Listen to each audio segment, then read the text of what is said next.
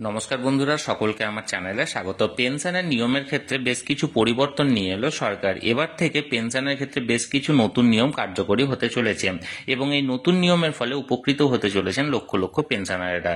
কি সেই নতুন নিয়ম, নতুন নিয়মের ফলে কতটা উপকৃত হবেন, সকল কিছু আজকের ভিডিওতে বিস্তারিতভাবে আলোচনা করব।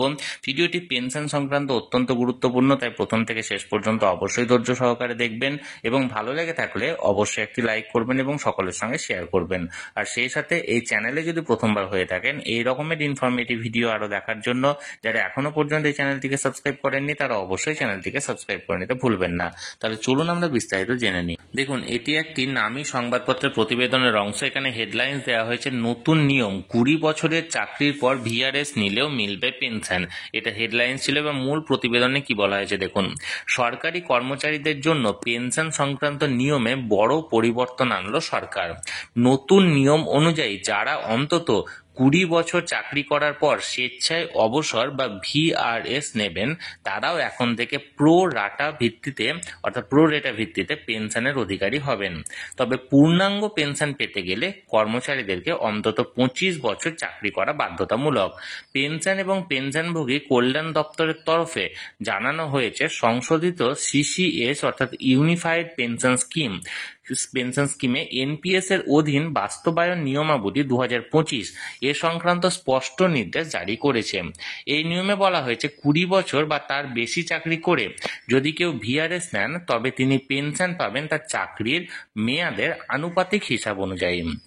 অর্থাৎ 25 বছরের চাকরির ভিত্তিতে যে অর্থ প্রদান নিশ্চিত তার অনুপাত অনুযায়ী অর্থ পাবেন ওই অবসরপ্রাপ্ত কর্মচারী। এছাড়াও অবসরের সময় কর্মীরা একাধিক আর্থিক সুবিধা পাবেন, যেমন ব্যক্তিগত তহবিলে 60% পর্যন্ত তুলে নিতে পারবেন। প্রতিটি 6 মাসের চাকরির জন্য মূল বেতন ও মুদ্রাস্ফীতি ভাতা 1/10 হিসাবে এককালীন টাকা তোলার সুবিধা। এছাড়াও অবসরকালীন গ্র্যাচুইটি, ছুটির নগদীকরণ এবং সিজিইজিআই এর সুবিধা পাওয়া যাবে। ভিআরএস নেওয়ার পর যদি আবেদনকারীর মৃত্যু ঘটে তবে তার আইনসম্মত স্ত্রী বা স্বামী পারিবারিক পেনশনের অধিকারী হবেন।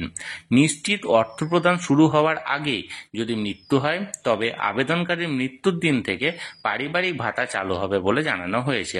সরকারি মহলের মতে দীর্ঘদিন ধরেই স্বেচ্ছা অবসরের ক্ষেত্রেও ন্যায্য ভিত্তিতে পেনশন সুবিধা দেওয়ার দাবি ছিল কর্মীদের। এবার সেই দাবি পূরণে নতুন দিগন্ত খুলে দিল এই নিয়ম।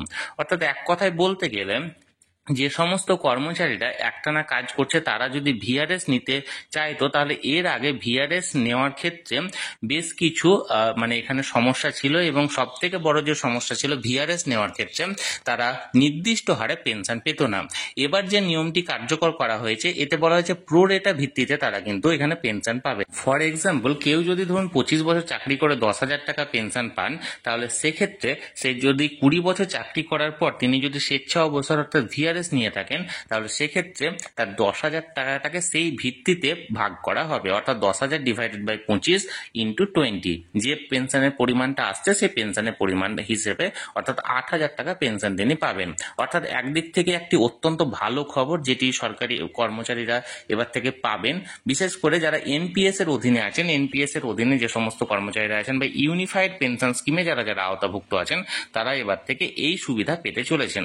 তাহলে বন্ধুরা, পেনশনের যে ভিআরএস অর্থাৎ স্বেচ্ছা অবসরের ক্ষেত্রে যে নিয়মটি চালু করা হয়েছে সেই সংক্রান্ত যে প্রতিবেদনটি যে একটি নামী সংবাদপত্রে জারি করা হয়েছিল সেই ব্যাপারে আমি আপনাদেরকে বিস্তারিত জানানোর চেষ্টা করলাম। আপনাদের যদি এই বিষয়ে কোনো প্রশ্ন থাকে অবশ্যই কমেন্ট করুন, আর ভিডিওটি ভালো লেগে থাকলে অবশ্যই একটি লাইক করুন এবং সকলের সঙ্গে শেয়ার করুন। আর সেই সাথে এই চ্যানেলে যদি প্রথমবার হয়ে থাকেন এই রকমের ইনফরমেটিভ ভিডিও আরো দেখার জন্য যারা এখনো পর্যন্ত এই চ্যানেলটিকে সাবস্ক্রাইব করেননি তারা অবশ্যই চ্যানেলটিকে সাবস্ক্রাইব করে রাখুন। ধন্যবাদ, দেখা হচ্ছে পরের ভিডিওতে।